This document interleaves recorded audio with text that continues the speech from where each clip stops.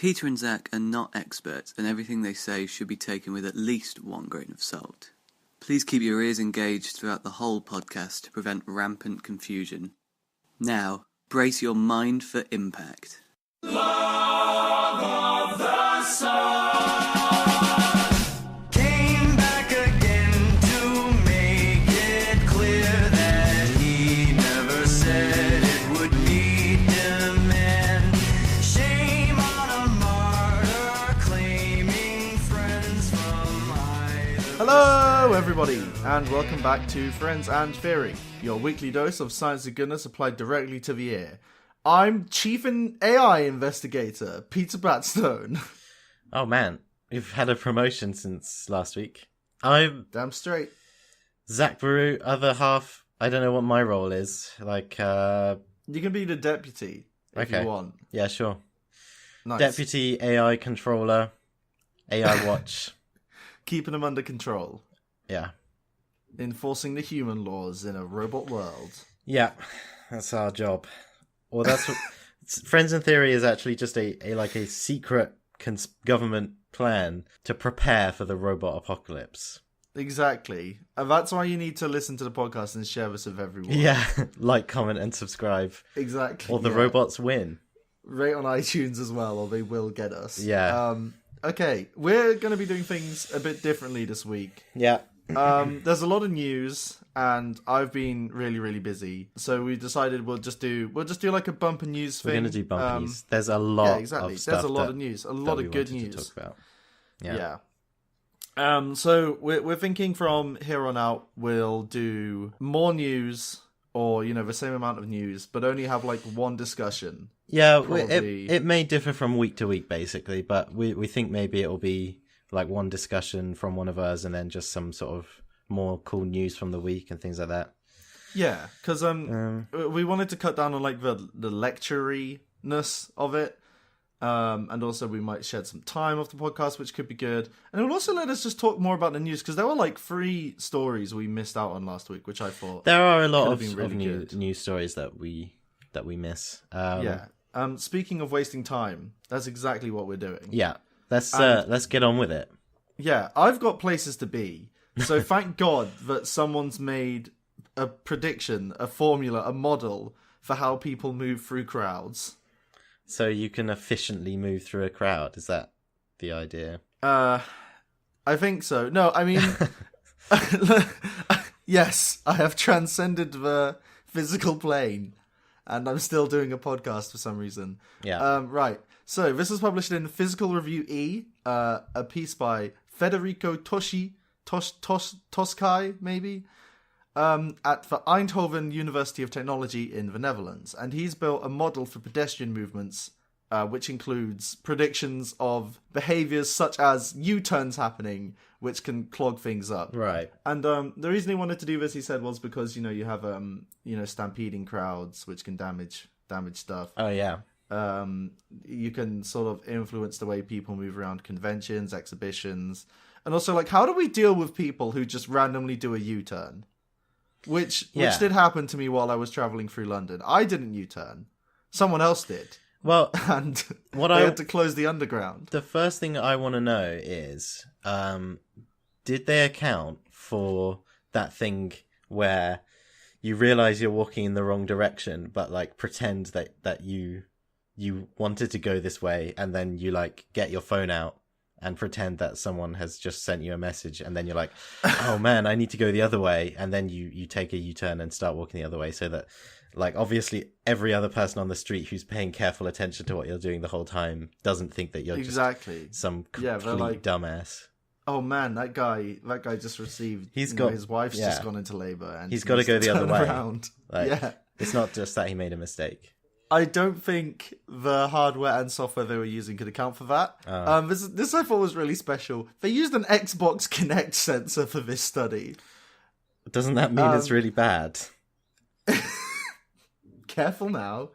We don't want to lose that Microsoft sponsorship. Oh yeah, they're watching. No, I don't know. The Kinect, of course, not being famous for being very good at things. But it's good because it is actually like a fairly decent motion sensor, and it has an inbuilt infrared thing which sort of does auto balancing.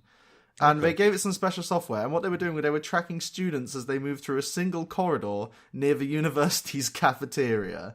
So I don't know. I don't think anyone was just like, I'm feeling a little bit peckish still. I'm just going to turn around and go back to the cafeteria. Yeah, go for seconds. Yeah, I don't know. So maybe it's not 100% accurate, but they had 72,000 pedestrian paths captured over a year, and they made a model. They're testing it out in other places, so they're now also doing basically the same study in a train station, which might be a bit more, I don't know, generalizable. Okay. And so they want to measure randomness and crowd dynamics, which will hopefully lead to better crowd management. So yeah, there we go. Maths has figured it out again. That's cool. Did they have to like crowd. say, Xbox turn on, Xbox record? Yeah, that was the thing. If someone just stood in the corridor and said Xbox turn off, then they had to start again. Yeah. No, I think it was just using the Kinect sensor, fortunately. That's good. Oh, cool. So, all right, Zach, show me what you got. This is the news bumper special. We've got news bumper special. What's coming next? All right, how about this one? I can't see anything, so you're gonna have to tell me. I think we talked about this. Maybe you talked about this a while ago. It's about mice. They were studying mice, and like part of the brain that controlled being super chilled out and relaxed and stuff like that. Did we talk about this before? Maybe. Slightly? Yeah. We did. It was sort of learning how to do it. So have they made them even more relaxed? Yeah, basically, there's a new story coming from this study. Kevin Yackel, or possibly Yaki, can't read my own writing, University of California, have been looking at different parts of the brain. They identified brain cells that they thought were linked with basically breathing patterns and alertness. They've called these pranayama neurons. I don't know if that's how you pronounce it, but that's something to do with like yoga. We do our best. I think we've just got to power through these enunciations sometimes. It's named after a yoga breathing exercise, basically, because these neurons seemed to be linked with breathing rates and, like I said, how alert the mouse was. So they looked at existing genetic data for the mice. They identified these brain cells. The experiment they did was on genetically engineered mice, which could basically have these particular neurons destroyed without affecting their brains or their bodily functions and things like that. So basically that those signals weren't being sent. And what they found out is that when the mice weren't being affected by those neurons, they took slower breaths, they spent less time sniffing and exploring around, and they generally spent more time grooming.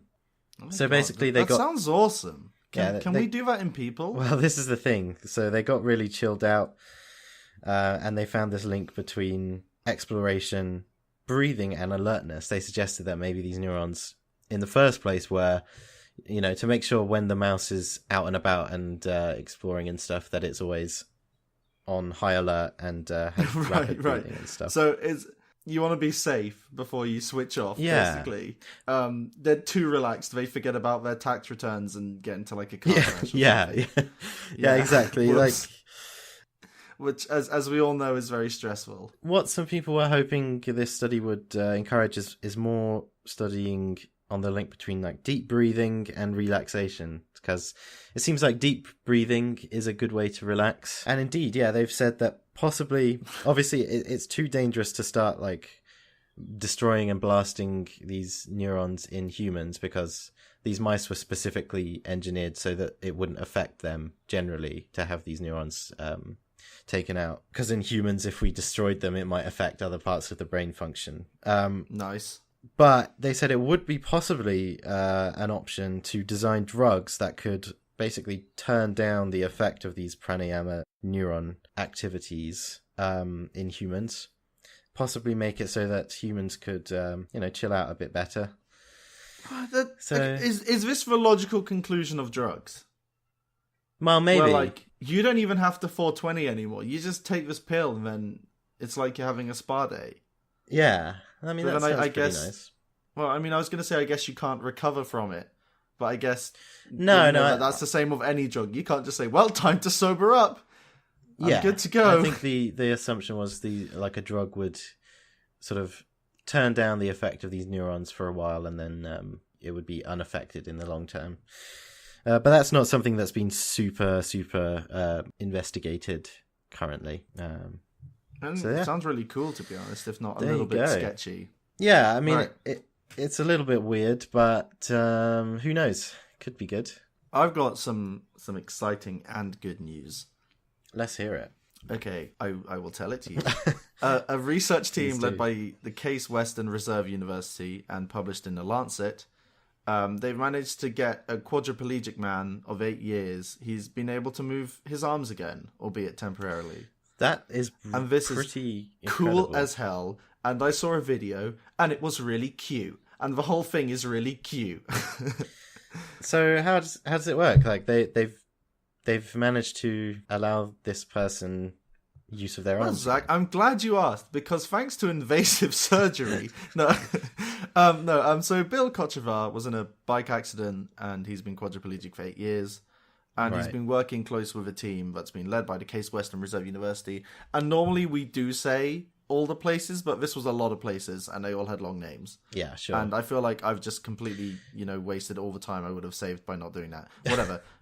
So what they did was they put two 96-channel brain electrodes underneath his, on the inside of his skull, and then there were a 36 electrode electrical stimulation system were put all the way up and down his arms. Right. And through like 45 weeks of rehabilitation and sort of adjusting the calculations, he was able to scratch his nose, eat mashed potato, and drink some water from a cup through a straw. And wow. He said to the investigators, "I'm making it move without having to really concentrate hard at all. I just think out and it goes." Which is like perfect. We're pretty much there now. This feels amazing.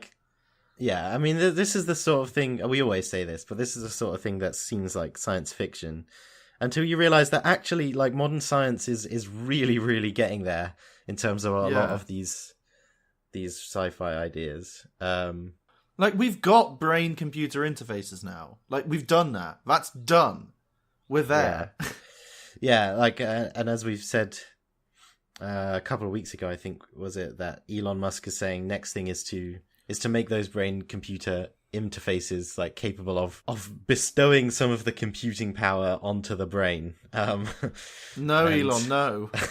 No. So, wow. Hold on, my AI watch alarm is going off suddenly. Yeah. It's the AI alarm. Right, okay, so another thing quickly, just to sort of wrap this all up. Benjamin Walter, an associate professor of neurology at the Case Western Reserve School of Medicine, and a bunch of other stuff too. He's done a lot, so if you're listening, Ben, please no hate. The ultimate hope of these individuals is to restore this function. By restoring the communication of the will to move from the brain directly to the body, this work will hopefully begin to restore the hope of millions of paralyzed individuals that someday they will be able to move freely again.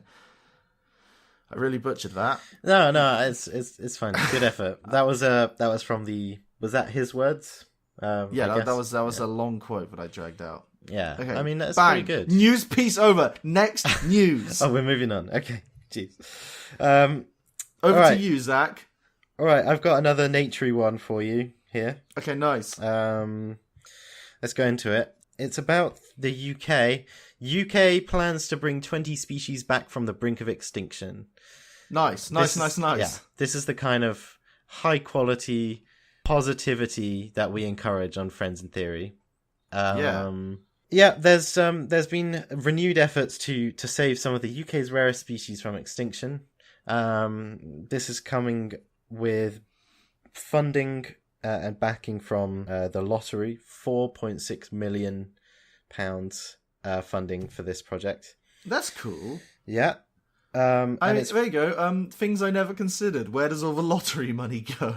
Yeah, I think the National Lottery has like a number of funding projects. I don't know exactly how it works, but yeah, that's pretty good. That's cool. So yeah, there's a focus on 20 highly threatened species, and there's a further 200 species that are also receiving sort of help through funding. It's That's a lot of species. Can I have some? Well, Which yeah. ones are they? So there's things like the bearded false darkling beetle, and of course, the royal household name here in the UK. Yeah, the royal splinter cranefly, and the prostrate perennial knoll. What's that?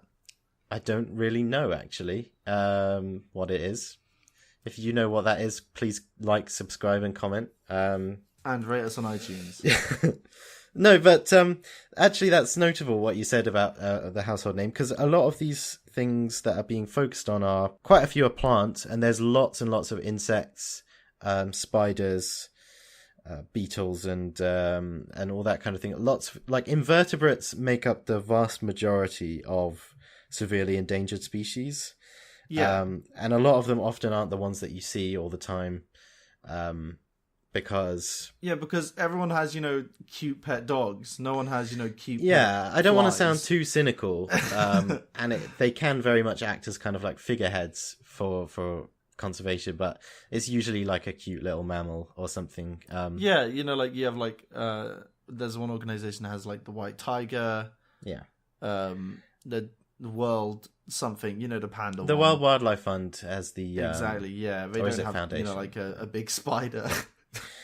No, but those things are very endangered often as well. This project, a lot of the ones they're protecting are plants and insects. So it's focusing down also on sort of 150 key habitats. Usually these types of things are focused at the environment or habitat level. And it's getting in a bunch of volunteers and stuff, teaching 5,500 people skills they need to study and identify and sort of protect these species, which is good. I got That's really cool. A few of the I like locations that they're looking at here. Okay. If you recognise any of them. The Dorset Heathland is one of them. Cotswolds Grassland Network. Sefton Dunes. Breckland Grass Heaths and the Rockingham Forest sites are some of the ones they've been focusing on. Oh man, If, they've all got those really good names that we love in the UK. There's really good wildlife names. Yeah, they're definitely like wildlife conservation area names, aren't The they? Grasslands Network kind of sounds like a train service, but I'll let it pass. So in that last one, the Rockingham Forest site, for example, they've reintroduced a butterfly called the checkered skipper butterfly, which has been extinct in the UK for over 40 years and has now been reintroduced at a secret location in order to sort of promote their breeding and success. There's lots of great bugs and stuff that they've reintroduced, like I said. The ladybird spider is a pretty cool one. If you have a look at that, anyone who's listening, it's a cool spider. I mean, I'm listening. I want to have a look at it right now. Yeah. Well, you can see it on the article. Oh, it is cool. It's cool. It's kind of what you would imagine it to look like, but it also has cool stripy legs. Yeah. So, yeah, there's lots of great stuff going on with that all around the country, these different sites. If you recognise any of those sites, maybe you can look it up and maybe even get comment, involved. and subscribe. Yeah. Yeah. No, that'd be really cool. It's so cool that they're just like actively going out and just teaching people who are interested on how to do this. Yeah, obviously, like massive projects like these can't usually be done by a single kind of organization or group. So they're all about getting pools of resources together and kind of of growing momentum around the country. So if you can, get involved. Yeah. All right, so we're spreading the word. Back to me. Yeah. What else have we got this week? Zach, do you know what underground news looks like? I mean, I live underground most of the time. Yeah. In a cave, so... Well, for normal people like me, this goes into the section of things I never considered. Right. There's been a United States Department of Energy Oak Ridge Leadership's computer facility effort that's a good one. Make a 3D map of the Earth's interior. Yeah, they abbreviate it down to DOEOLCF, which I'd actually say is worse. What have these guys been up to? Well, I'm glad you asked. So, a team left by Jorian Tromp of Princeton University have been making models and simulations based on data from earthquakes in an attempt to image the underground between the surface and core mantle boundary. Zach, do you know how deep that is? Really deep. Really deep is right. I studied geology for long enough to know that it's really deep. It's like 1,800 kilometers, I think. Yeah, it might be miles. Either way, that's deep. it's pretty long. It's pretty deep. Pretty deep. And I mean, I'm not sure why we want to know this, but I guess it's cool. It made a cool image. Well, the interior of the Earth is like. Yeah. So how do they do this exactly? Okay, so the way we record earthquakes is by sort of following the vibrations.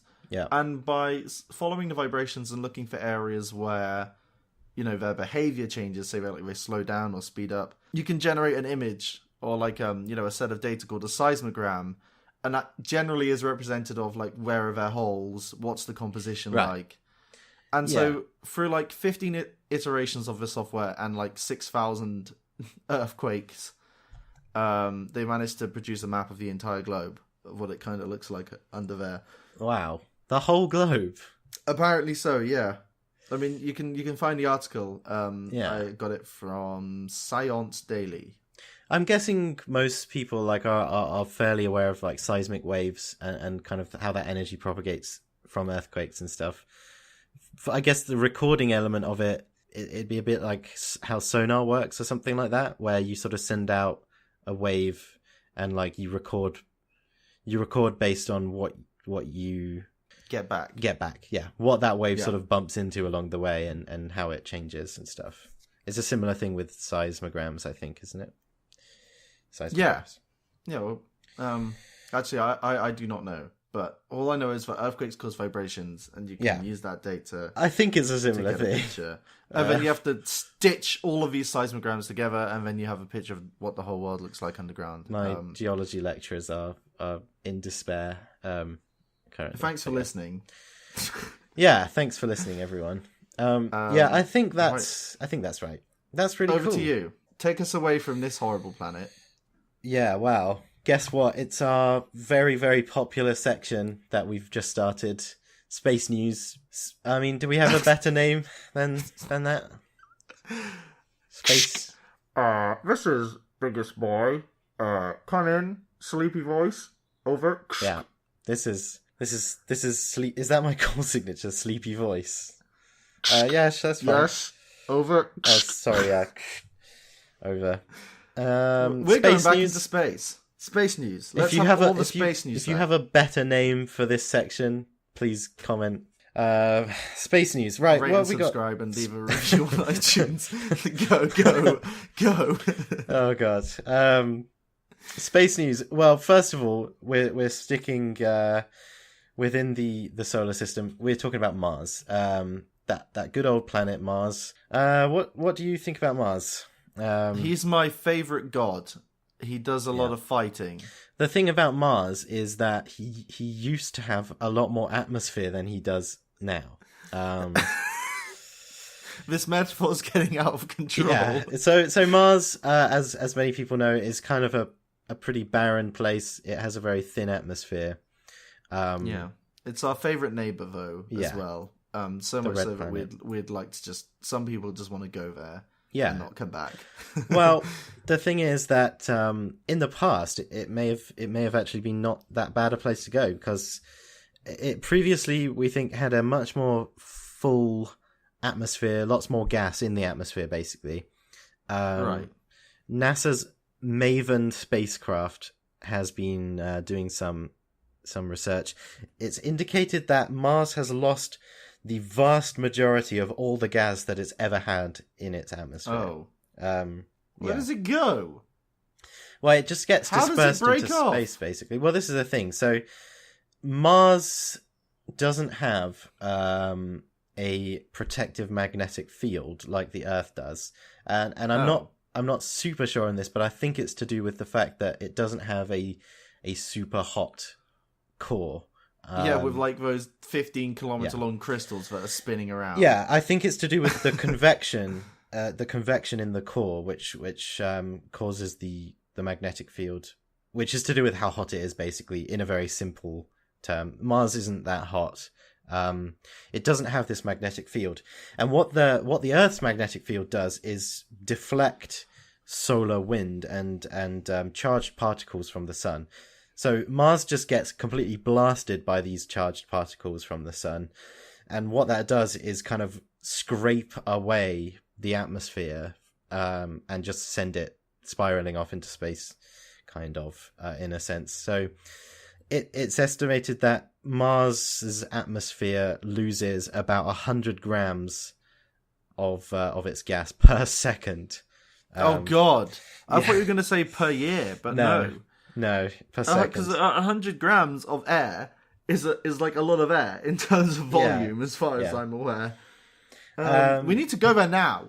Yeah, it's we need to melt Mars. It's already very, very thin, that atmosphere, and it's only getting thinner. So they measured argon in the atmosphere. My favorite gas to breathe. Yeah, it's like a proxy, I guess. They predicted the original atmosphere composition, and they sort of estimated that it's lost about 2/3 of all the argon that was ever in the atmosphere.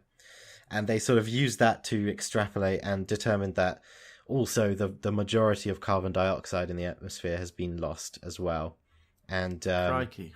This could be sort of an indication of a transformation, basically, from a potentially lush, wet, and maybe life-bearing planet to a barren, icy rock like it is today.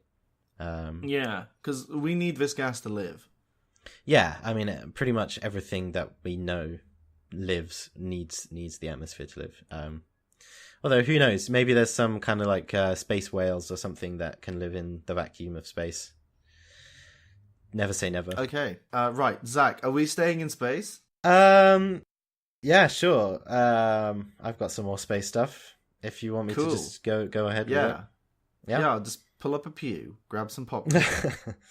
All right. Well, coming back down to Earth, SpaceX has been up to some more shenanigans with their rockets. Why, those crazy SpaceX kids? Yeah. Why, yada. What have they done this time? Well, what they've been doing, as many people know, SpaceX have been testing rockets. The Falcon 9 rocket is one of the ones they've been testing, or one of the models they've been testing since last year and previously.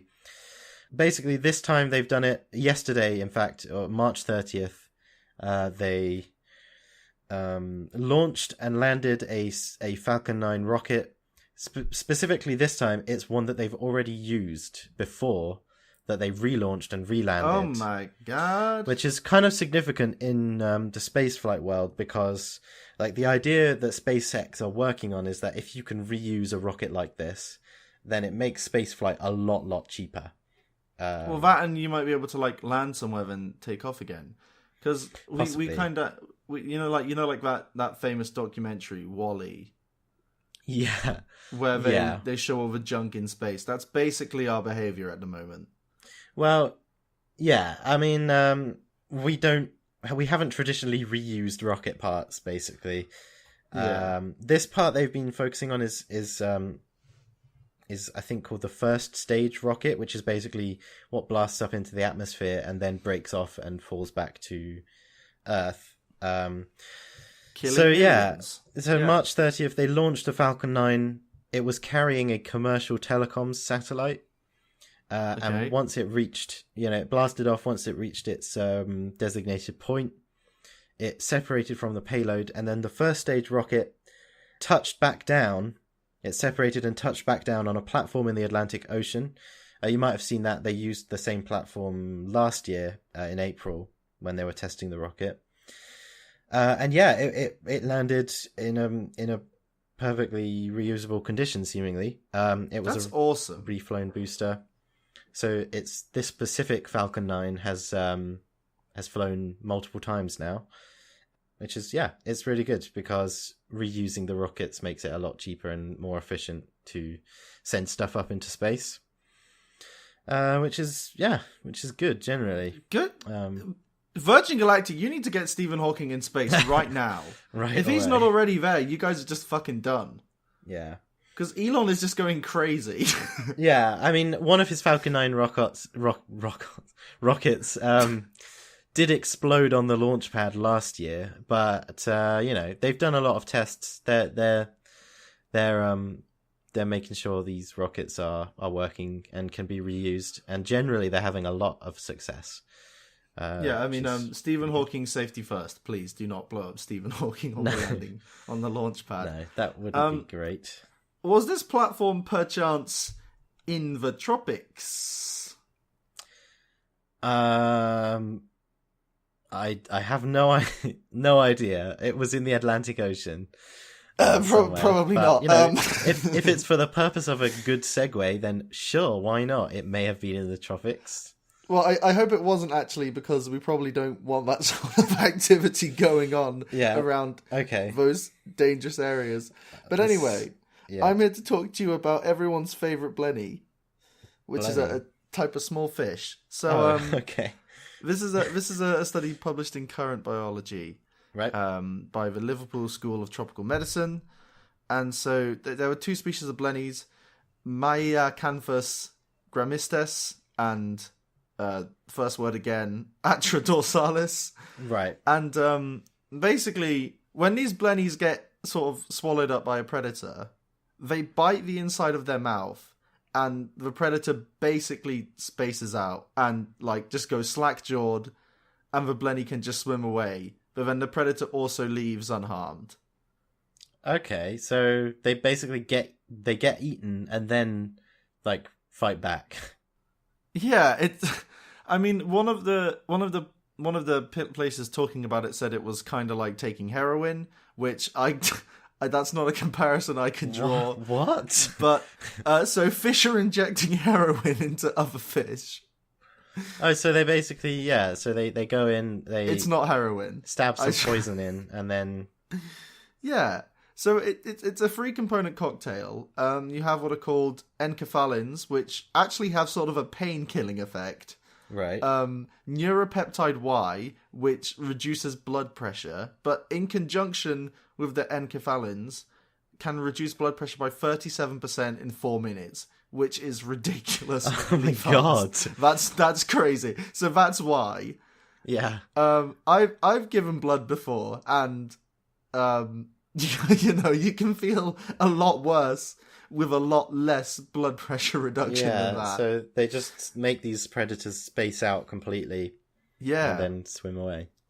And there's also a compound called PLA2, which probably causes inflammation. People who have been bitten by the blennies report no pain, but inflammation for 2 days. So that's probably it. So you get bitten by this fish, you space out for a while, and then you have a sore mouth for a bit, and you're like, I don't want to eat that guy again.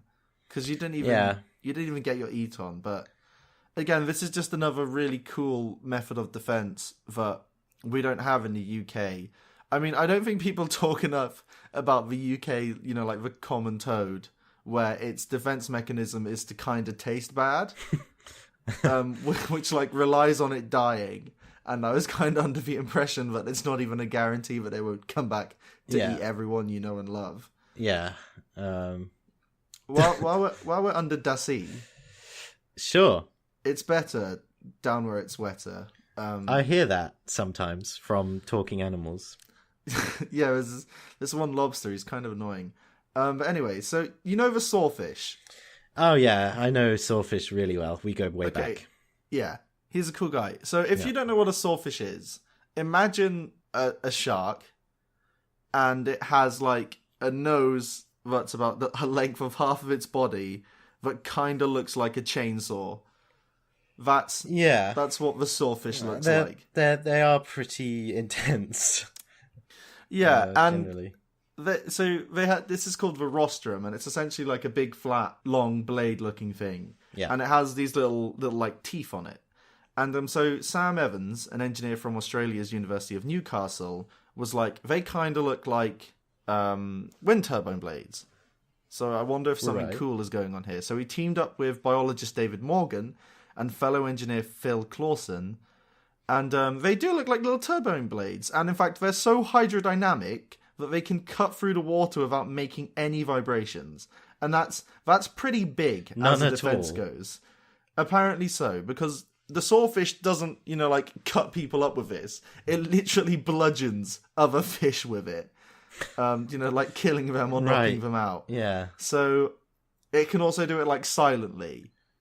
That is kind of terrifying. So it's just got this massive like blade, like this sawtooth blade that just cannot be detected at all. Well, it's more like like a baseball bat. Right, yeah. Like a silent baseball bat just swinging through the water, but also the baseball bat is bigger than you. I mean, it's worth saying that a lot of marine creatures and stuff have pressure senses, like the lateral line and things like that, where they can detect predators or prey based on their vibrations in the water. So, like able to, we wouldn't even be able to like notice it anyway, probably because. Yeah. We're dumb land boys. But for a fish, being able to attack without making any vibrations means that you're essentially like invisible in a lot of ways. Weak and strong and wet and dry. Hi everyone, Peter Batstone here, rising from the depths to talk to you directly. Hi, we hope you are enjoying episode 6 of Friends and Theory. And as always, we would like to invite you to get in contact with us. You can find us pretty much everywhere as Friends and Theory. If you're doing like a Google search or something, you need to put quotation marks at either end.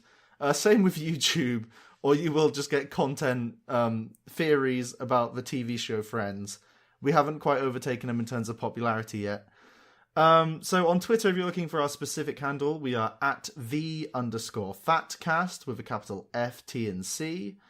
And again, please contact us if you have any feedback, especially about this episode, as we're trying something a bit different, and we'd love to know what you guys think. You can really help us improve the podcast. And if you enjoyed the show, please rate, comment, subscribe, smash that MF like button. And if you think that anyone else would enjoy this, please send it to them.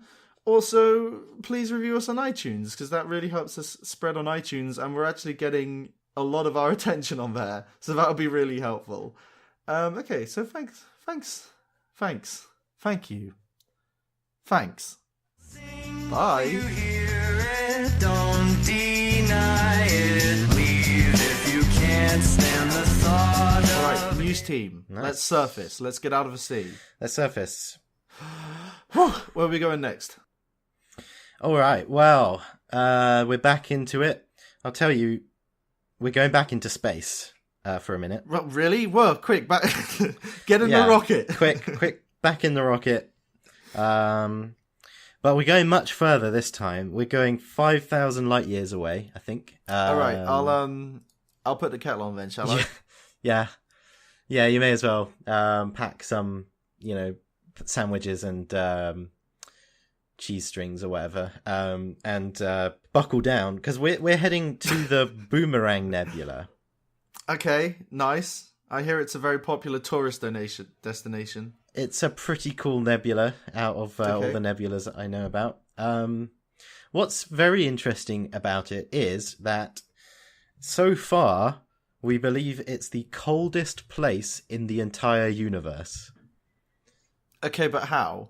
Right, yeah. So we talked a bit about absolute zero before. I like to imagine someone just went, "Hey, yeah, I've been to the Boomerang Nebula. It's really cold." But I'd say it's the coldest place in the universe. Yeah, it's because whoever's living in the Boomerang Nebula left the fridge open. It's probably gotten really expensive at this point. Yeah. That was a pretty good detour. Anyway, back onto the story. We're talking about we talked about absolute zero and how stuff gets really cold before, basically, I think in a previous episode. So it's worth saying first, the sort of ambient background temperature of the cosmos is 2.7 Kelvin, with, I believe this is right, 0 Kelvin is absolute zero, right? Okay, yeah, that puts it into scale. Thanks. So 2.7 Kelvin. That's the ambient temperature of the cosmos, which is very cold. In fact, the only reason it's sort of at 2.7 is because of sort of the afterglow of the Big Bang, which we call cosmic microwave background radiation, which is what keeps the universe 2.7 degrees higher than absolute zero. Oh. The thing about the Boomerang Nebula is that it absorbs light from the cosmic microwave background radiation. And what that means, in terms of physics, is that it must be colder. Yeah, I guess so. Yeah. Bloody hell. Why is it so cold there? It's been recorded and sort of studied by the ALMA telescope, I think. And basically they've recorded the Boomerang Nebula at 0.1 Kelvin, which is barely above absolute zero. I mean, yeah, that's well below my dying threshold. Yeah. So one of the things they think, well, the current theory that was in the news this week about this is that the Boomerang Nebula is a double stellar grave, is the way it's been described, which is kind of dramatic. A double stellar grave. And what that means is that there are two dead stars in the Boomerang Nebula. And when a star dies, it sort of has this shell of ionized gas around it. And don't worry too much about the specifics, but basically when gas expands, it cools down. That's the general rule. But to get it as cold as this nebula is, it would have to be expanding at a massively higher rate than we'd expect, or like there would have to be just a huge expulsion of gas, which you wouldn't usually see in a nebula when this sort of shell of gas forms around a dead star. But the latest theory is that it's a double stellar grave, so it's two dead stars, one much bigger than the other. And what this meant was that when the smaller star, which was orbiting the bigger one, crashed into the bigger one, which has been predicted as happening about 1,000 years ago. That's pretty recent. Yeah. All things considered. Well, I guess that's based on our observations of it, so you have to factor in the light speed and so on, but let's not get into that. And the possibility that we're all dumb idiots who don't know anything. Yeah, that is also a possibility. But the collision of the two dead stars caused an extreme cooling based on like a massive expulsion of ionized gas from the nebula. Okey-doke. It's expanding and sending out gas at such a rate that it's absorbing cosmic microwave background radiation and has become the coldest place in the universe that we know of. Although Bring a thermos and a hot water bottle. I guess these types of events could be happening in other places in the universe as well, but we haven't seen them before. You've always got to say like on record at the end of any sort of space stuff. Yeah. We talked about stellar mass and stuff last week, I think. Yes, we did. I think this is right. From the Boomerang Nebula, 3.3 times the mass of the sun is being swept away from the central star at 170 kilometers per second within a spherical shell of gas. Yeah, I mean, that's pretty fast. I've seen faster. Basically, they thought that that was too much for a single star of that size to be producing, so they made up this, or they sort of came across this idea that it could be two stars, which they've observed now. You did just say made up, which has like opened up a whole new realm of people to attack us on. Yeah, I didn't mean to say that really. Yeah, it's all gone wrong now. This is the current theory that people have studied and but don't worry, it could happen. It will warm up eventually. So maybe well, it's going to reach those toasty 2.7 kelvins. Pack your sun hat and tank top just in case. Exactly. Prepare for everything. Yeah. Zach, why don't you come with me to the onboard science lab? I'm on my way. Thank you. What have you got for me? I'll patch you in. I don't have anything, I'll be honest, but I've got a paper here that says This is in Nature Chemical Biology. Team leader Stephanie Stanford of the University of California has developed a drug which could potentially reverse type 2 diabetes. This is big. Wow, that is really big. Yeah, and it's pretty cool as well. This has been a really promising week. Like, it's all happening at the moment. Yeah. A lot of bad stuff going on, but we've got some really good science. I think this was a good week to do bumper news on. I mean, this is exactly, all good stuff. yeah. Well, I mean, that's why we picked it. Yeah. Well done, us. Yes. So, type 2 diabetes is when your body loses the ability to produce sufficient insulin or cells don't react properly. So your blood sugar levels are really, really high, and that's really bad. It can send you into shock, and all the bad diabetes stuff happens then. So some mice that were made deliberately obese and given diabetes. Oh no. Which this is the sad part of the study. But good news. They were given a drug which restores their ability to control their blood sugar levels. And it was a daily drug administered by mouth. There were no side effects. And and they were able to make them non-diabetic anymore. So now they just need to hit the gym. That's really... That is really significant to be able to completely reverse that condition. Yeah, and it's one of these things where it's like something so like small and minor and maybe like obvious, and that idea has been like put into practice, and now suddenly it's like this major breakthrough, because that does happen in science sometimes. Stuff sometimes gets overlooked, and for sure. Anyway, it's a really impressive breakthrough. So there is a phosphatase called low molecular weight protein tyrosine phosphatase, which is a produced molecule that lowers insulin sensitivity in cells. Okay. And so this drug, I think, sort of disables the gene that makes that, and then the surface receptors on the cells sort of reawakened. Okay. So where the receptors were previously not functioning. Yeah. So now the insulin can get to the cells and actually tell them what to do, and this is pretty great.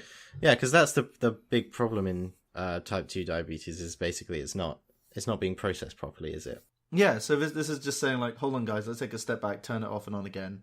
Bada bing, bada bing. The production line's working again. Yeah. I mean, that's a very reductionist way of looking at it, and please no hate. But I mean, this is really cool, okay? Yeah, that's great. That's definitely a story I'll be following. Yeah, I mean, obviously no human tests yet, but this could be really cool and really soon. We will have to make sure to give updates on that, Zach, if and when they occur. Yeah. Have you ever wanted to see a simulation of the menstrual cycle?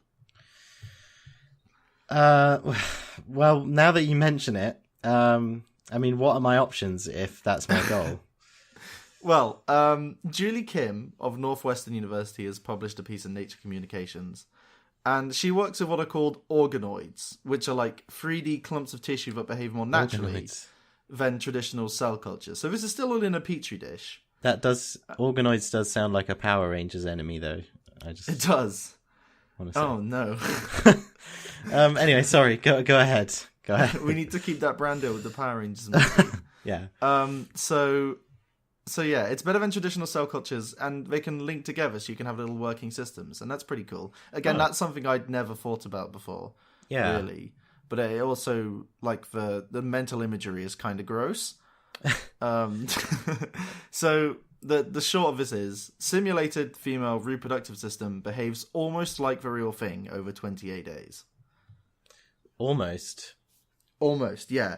And the almost you're thinking now is a bad thing, but they do address it, and it's interesting. Right. So tissue from the ovaries, uterus, cervix, and fallopian tubes, and liver were all grown into organoids and linked together, and like it worked. This is the crazy thing. It just worked. Yeah, like that's just like them setting up the experiment, and that's still pretty crazy. Yeah.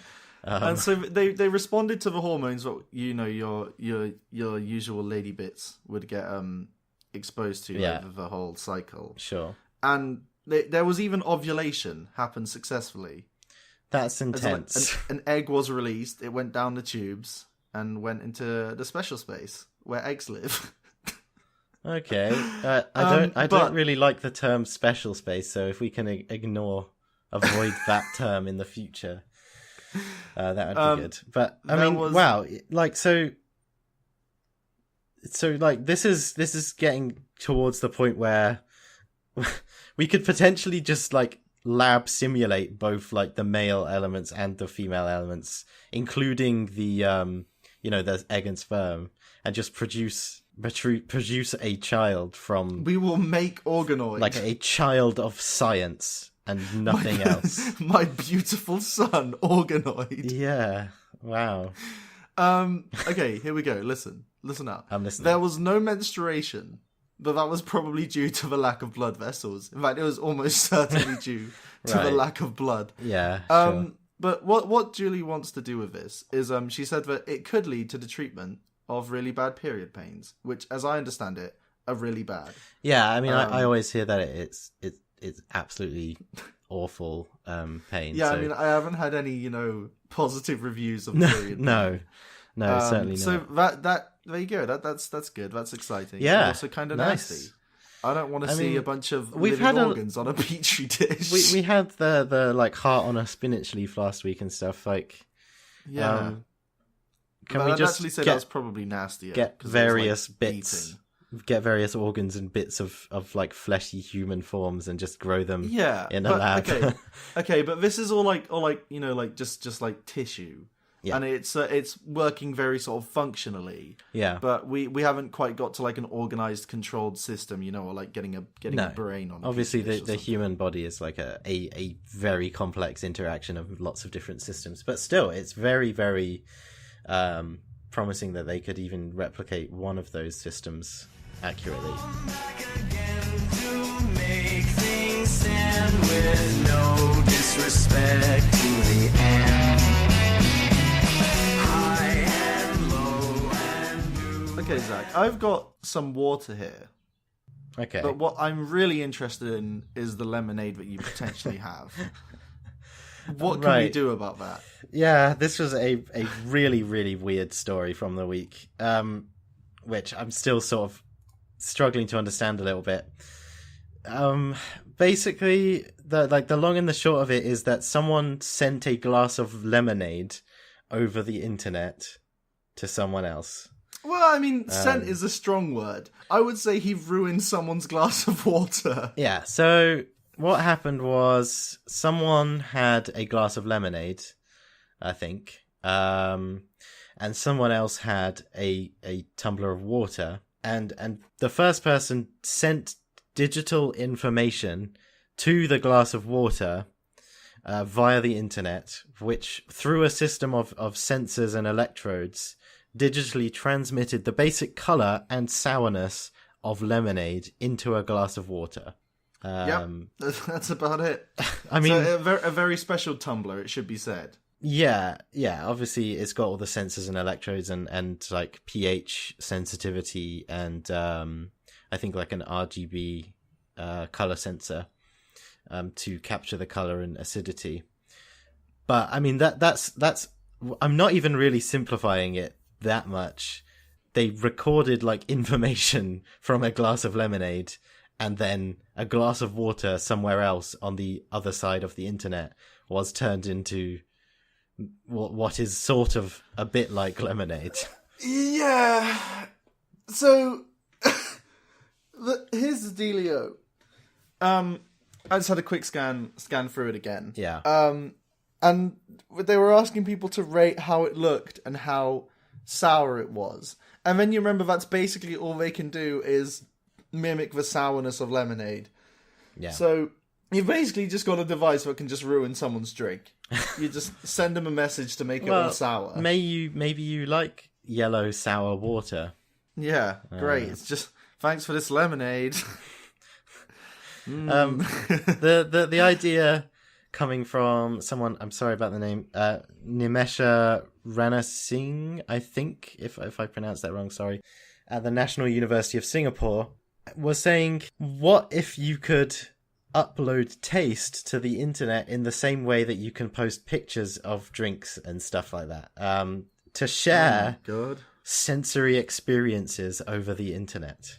Okay, so this has gone from a very bad story into a very, very good story. Yeah. Because I don't know about you, but I'm a fan of the work of Guy Fieri, and I would love to have the virtual Flavortown experience Flavortown in a way you've never experienced it before. Exactly, yeah. So like, this be the Flavortown database, and you can just download whatever it is. Yeah, into like your grey paste, and suddenly it's it's a slamming righteous coleslaw you're eating. To be clear, this was almost like a sense of sensory stimulation manipulation, if you like, because the tumbler, the sort of glass that the water was held in, mimicked the color of the lemonade using LED lights, and mimicked the sourness by stimulating the drinker's taste buds with a pulse of electricity. Oh, okay, right. So this is the way it works. So it is, in a way, if you posted your picture of your glass of lemonade to the social media, and other people are like, "Wow, that looks like a nice glass of lemonade." In the same way, how sour is it? Yeah, in That's the what same I way, wanna maybe know. in the future they could be like, "I want to see how it tastes," and it would be like a picture but for your tongue. Dude, yeah. So picture this: you've just come in from, I don't know, mining, and you're in your future chair, and you connect your invasive surgery computers to your chair. You close your eyes and you sit back, and like this little texture ball comes out, and then on screen it's a picture of Guy Fieri, and in his hand he's got this really nice looking juicy burger. Yeah. And as you put the texture cube into your mouth, your brain is tricked into thinking it's that good juicy burger. Yeah. And does it matter? Like, what does it really matter? The cube could have really good stuff in it. Yeah. And you're just like, this tastes like a really greasy, nice burger. Let's take it a step further. Say it's not like a texture cube, but say it's like, generic, unidentifiable nutrient slab that you can actually eat. So it does fulfill your hunger. It can be like shaped. It's like shaped as well. But when you put it into your mouth, the computer tells it what shape and taste and texture to take, and then you just swallow it, and then you're still fulfilled, so you don't get really hungry without like a payoff. And then you wake back up to your dystopian future where everything's grey, and you've got more mining to do. Yeah. For Lord Fieri. All right, that's good, covered. We've managed to ruin someone's drink. There we go. Let's talk about everyone else's favorite lab rats. If you liked mice, you're gonna love tadpoles. The sequel. So the deal with tadpoles is that they can basically regenerate anything. Yeah. And I've seen experiments where they basically just like hack parts off a tadpole and it just grows it back like 100% accurately, because like nothing else can do that. Yeah. But also tadpoles are like fairly easy to work with. It's a very specific like stage in their development where they're not adults, and they still have some of those features that we would think are like things that only forming fetuses or whatever have, like regeneration and things like that. Yeah, so they're really good at regenerating. Yep. But this study is pretty nasty, but we'll go into it because it's interesting. So this is from the NPJ Regenerative Medicine, which is a journal by Nature. Yep. And this is research at the Allen Discovery Center at Tufts University, where instead of looking for Allens, this time they had some blind tadpoles, and they were grafting eyes onto their tails. Oh, God. It sounds pretty bad, but there is an interesting point to it. In fact, it is pretty bad.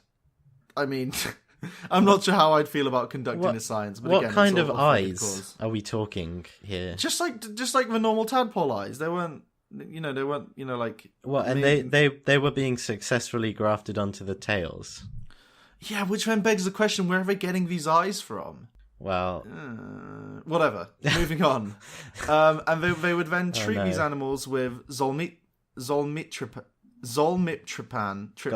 Zolmitriptan. We got it. A Yeah. compound which activates serotonin receptors, which is all part of, that good brain connectivity stuff. Yeah. And then they did a bunch of tests with different tadpoles. So there was a color test. 3% of the blind tadpoles passed, and 11% of the grafted tadpoles passed. So they were untreated. What percentage of treated tadpoles do you think passed this test? So these are ones that had their eyes grafted on and then were like... They were given this treatment that makes the circuitry line up. Right. I'm going to say maybe 40%. Don't want to be the bearer of bad news, but it was only 29%. Oh, okay. 29% is a pretty massive increase over 3%, though, of untreated. But you've got to imagine that, normal tadpoles could see, 100%, so there's still a long way to go. Yeah, I guess that's true. And I don't know, I feel bad for all these just blind tadpoles with eyes on their tails that don't do anything. It's Yeah. This is sad, though. Couldn't they see using their normal eyes? No, we didn't have any, Zach. They were blind.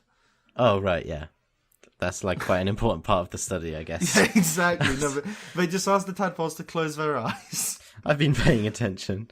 Yeah, exactly. And then the follow-up test was they had the tadpoles were put in dishes above an LCD screen of moving triangular patterns.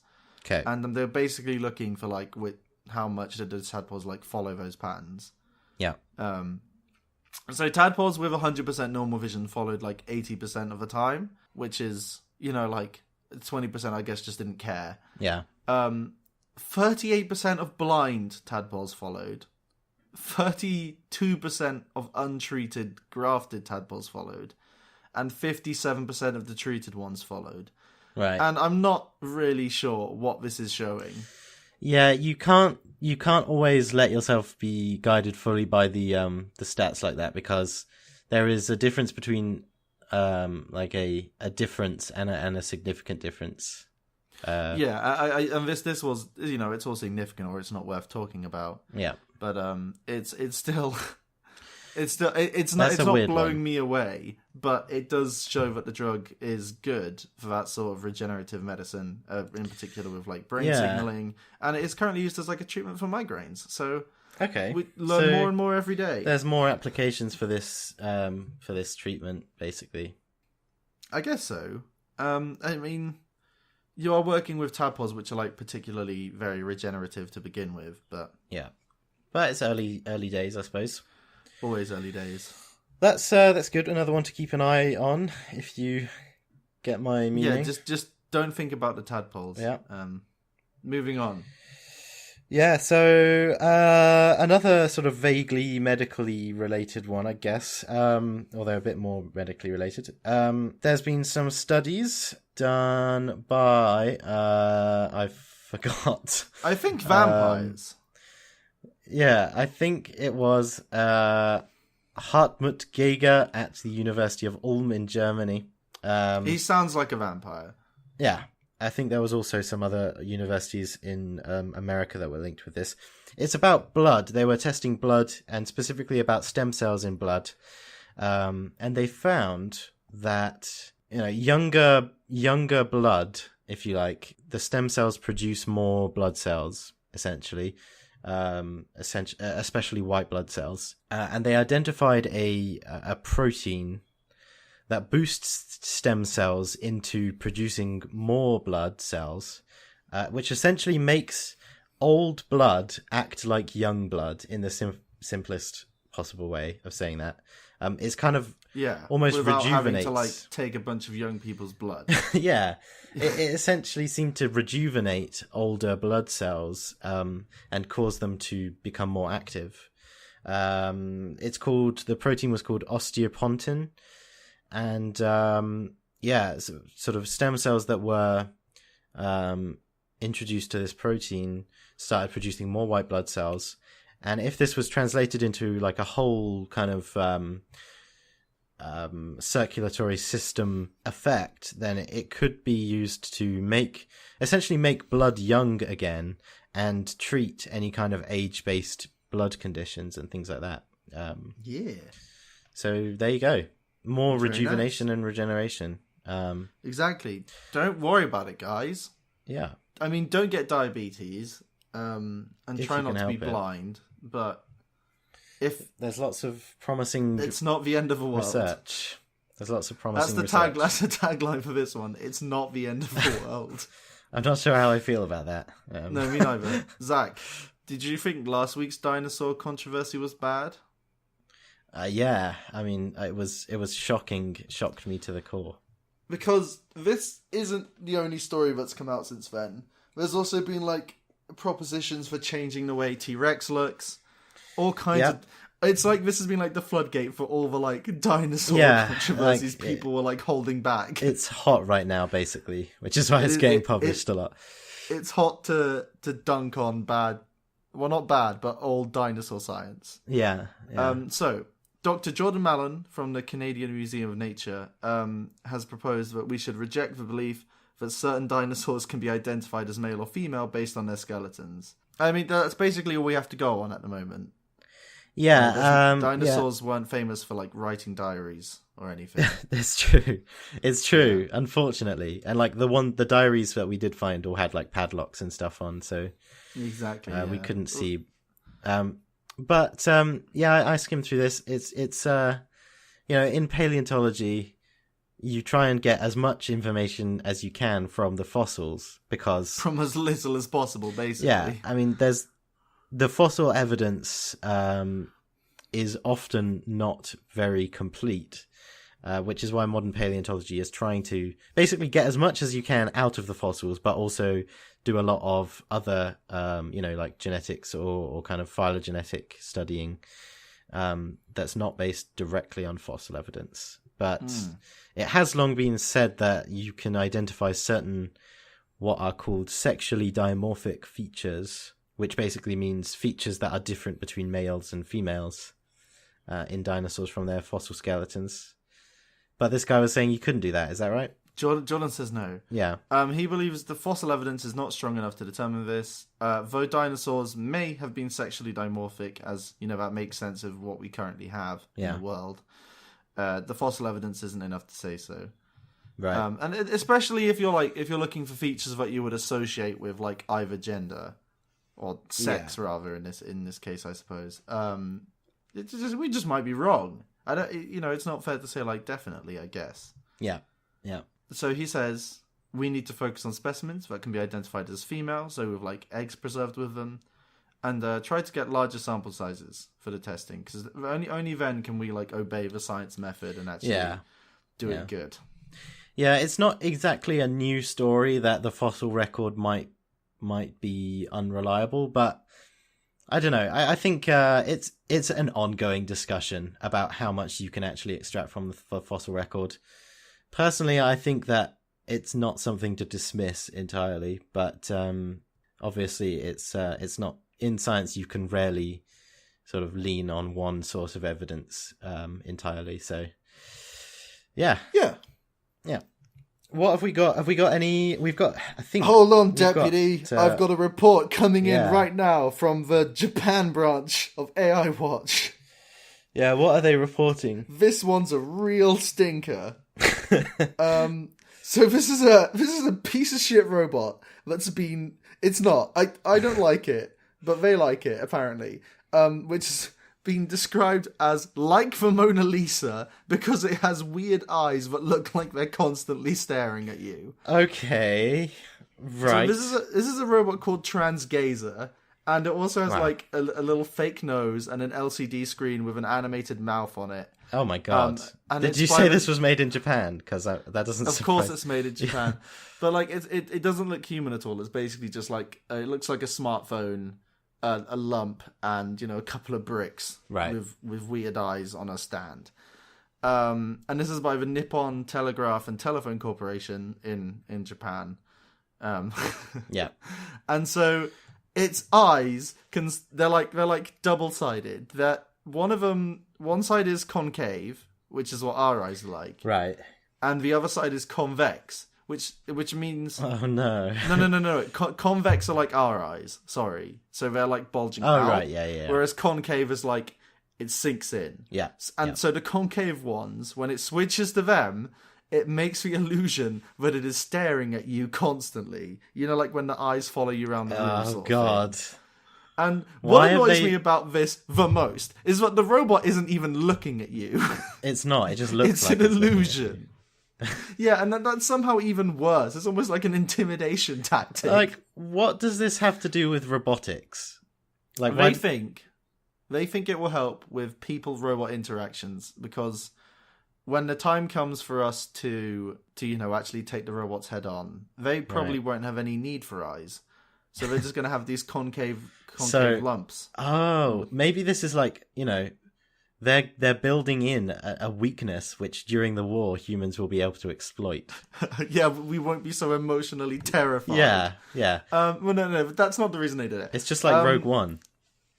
Yeah, they wanted to improve the relations Okay. between people and robots. And so what they did was they got an audience together and made the robot give lectures with different eye behaviors. So audience members who watched the robot give a lecture, said they felt the robot was more attentive and showed more warmth when it used its cold, dead eyes than when it used its concave eyes. It was nicer to look at than when it used its convex eyes and switched its gaze between people. So basically, people want to be stared at a robot rather than ignored by a robot, I guess, is the conclusion. Well, especially if you're listening to a lecture, I guess you want the lecturer to be paying attention to the audience. Do I want the lecturer to be staring at me the whole time? As someone who got a degree from a university, no, not all the time. That would be kind of creepy.